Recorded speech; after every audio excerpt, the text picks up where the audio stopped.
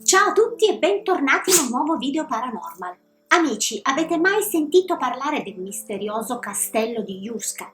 Si trova in cima ad una scogliera della Repubblica Ceca, circondato da una fitta foresta, ed è un castello gotico del XIII secolo con alle spalle delle storie molto inquietanti e davvero scioccanti secondo me. La fortezza nel corso del tempo è stata abitata da diverse persone, tra cui scienziati, nobili, nazisti, ma si parla anche di demoni che lo abitano, già presenti su quella terra ancora prima della sua costruzione.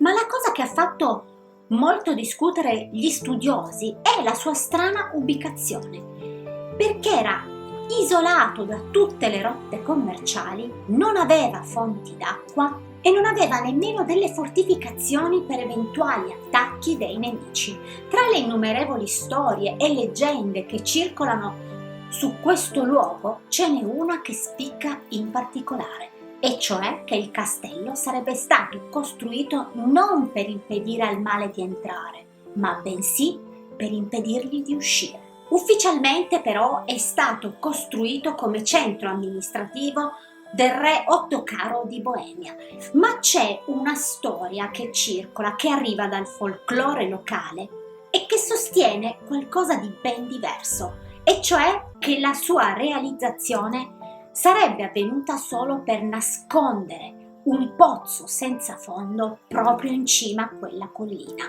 Un vero passaggio per l'inferno, da cui la notte uscivano delle strane creature demoniache per cibarsi degli abitanti del villaggio vicino. Alcuni sventurati infatti venivano trascinati in quell'abisso per non fare mai più ritorno. Le storie che ci sono dietro sono davvero terrificanti. Si narra infatti che ai prigionieri prossimi alla forca veniva offerto il perdono completo dei loro peccati se solo avessero accettato di essere calati in quel pozzo infernale per poi riferire quello che era nascosto lì sotto una volta tirati su. E le storie di quegli uomini sono davvero angoscianti e terribili. Ma il mistero del castello di Juska racconta anche altre storie, di numerosi esperimenti nazisti legati proprio a questa porta per l'inferno, di numerosi volatili trovati morti all'interno del cortile del castello e poi di un certo mago ronto che fece di quel luogo il suo laboratorio personale. Una figura davvero molto sinistra che terrorizzò tutto il villaggio, talmente tanto che ad un certo punto lo uccisero. Insomma, amici, una storia davvero scioccante da non perdere assolutamente, perché parleremo di uno dei luoghi più infestati in assoluto della Terra. Ma prima di iniziare, mi raccomando, iscrivetevi al canale e attivate la campanellina per non perdere tutti i miei prossimi video. Adesso iniziamo. A nord di Praga, nella Repubblica Ceca, sulla cima di una collina, circondato da una fitta ed impenetrabile foresta, non adatta nemmeno per la caccia, senza fonti d'acqua e senza neanche rotte commerciali vicine, sorge il misterioso castello di Juska. Le storie e le leggende che circolano su questo luogo sono davvero tantissime, sinistre e anche molto antiche, più vecchie del castello stesso. Sono state infatti trovate prove archeologiche di insediamenti celtici di alcuni secoli fa, ma anche di tribù slave del V secolo. La prima struttura nota in questo sito era un piccolo forte in legno del IX secolo, che è stato nominato per la prima volta nella cronaca ceca del 1541.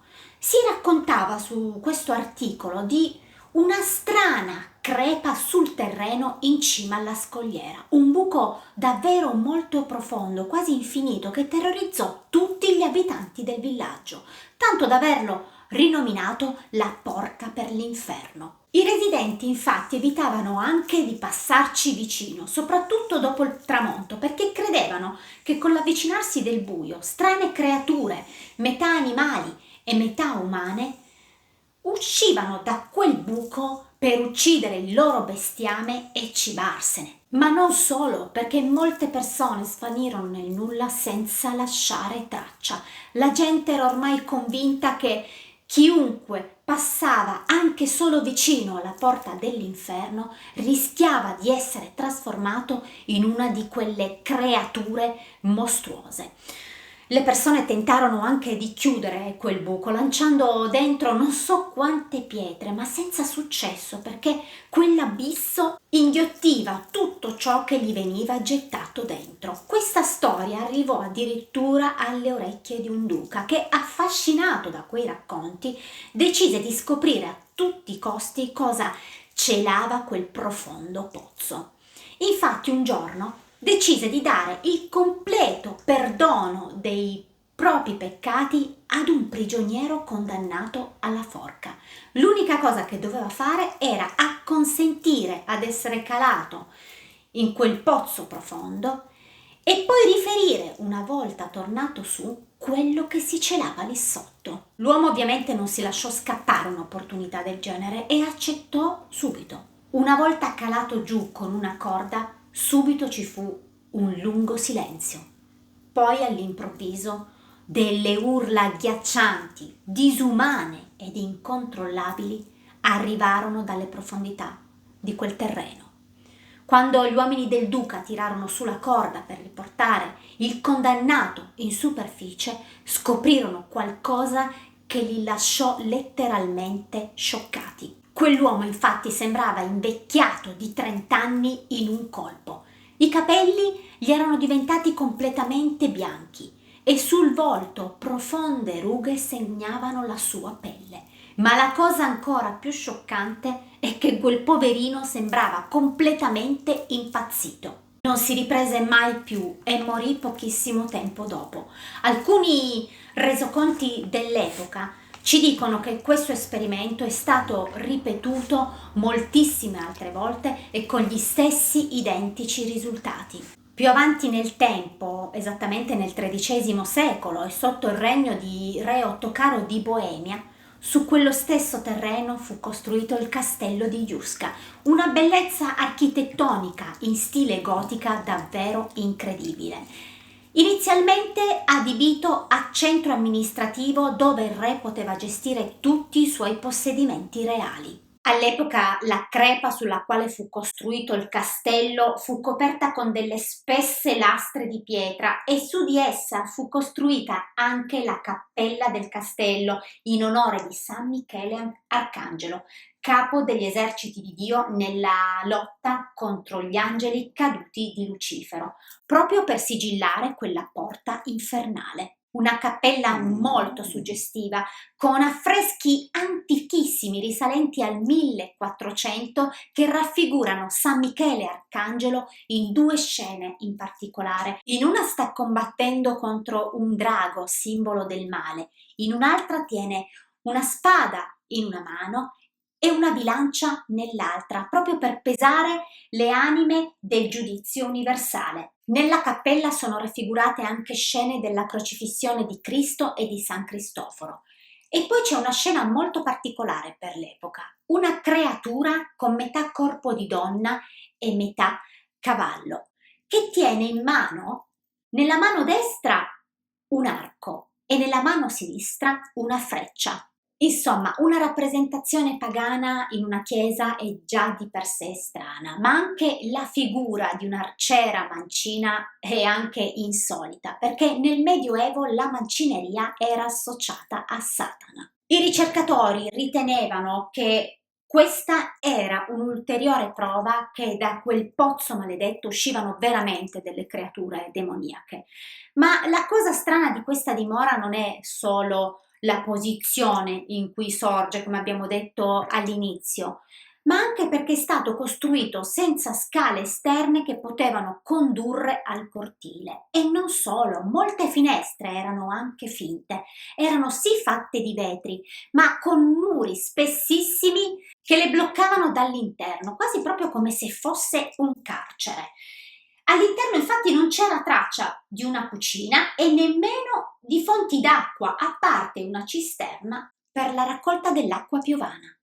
Oltretutto, la maggior parte delle difese del castello era rivolto verso l'interno, quasi come se lo scopo non fosse quello di tenere fuori gli invasori, ma piuttosto di intrappolare all'interno qualcosa di molto pericoloso. Ma la porta per l'inferno non è l'unica leggenda che circola su questo castello. Nel XVI secolo, infatti, dopo la guerra dei 30 anni, il castello disabitato fu scelto da Oronto, comandante svedese di briganti e mercenari, come il suo quartier generale. L'uomo era noto per essere un mago dedito alla magia nera e anche un alchimista, e sembra che all'interno del castello abbia eseguito diversi esperimenti insoliti e che insieme ai suoi soldati fu davvero il terrore degli abitanti del villaggio. Pensate che quelle persone erano talmente terrorizzate da Oronto che una notte alcuni cacciatori si intrufolarono al castello e gli spararono attraverso una finestra, ferendolo a morte mentre stava conducendo esperimenti sull'elisir di lunga vita. Da lì in poi il maniero passò di mano in mano tra nobili ed aristocratici. Fu ristrutturato nel 1580 e cadde in rovina nel 1700. Fu nuovamente ristrutturato nel 1823 per poi essere acquistato dalla principessa Hohenlohe nel 1897. Ma c'è anche un'altra storia molto strana che voglio raccontarvi in merito. Centinaia di anni dopo, il poeta ceco Karel Hynek Mácha passò una notte a Giusca dove ebbe una visione incredibile che poi raccontò in una lettera ad un suo caro amico. Mácha descrisse la sua anima che scendeva nella porta dell'inferno per essere poi trasportata in un ipotetico futuro.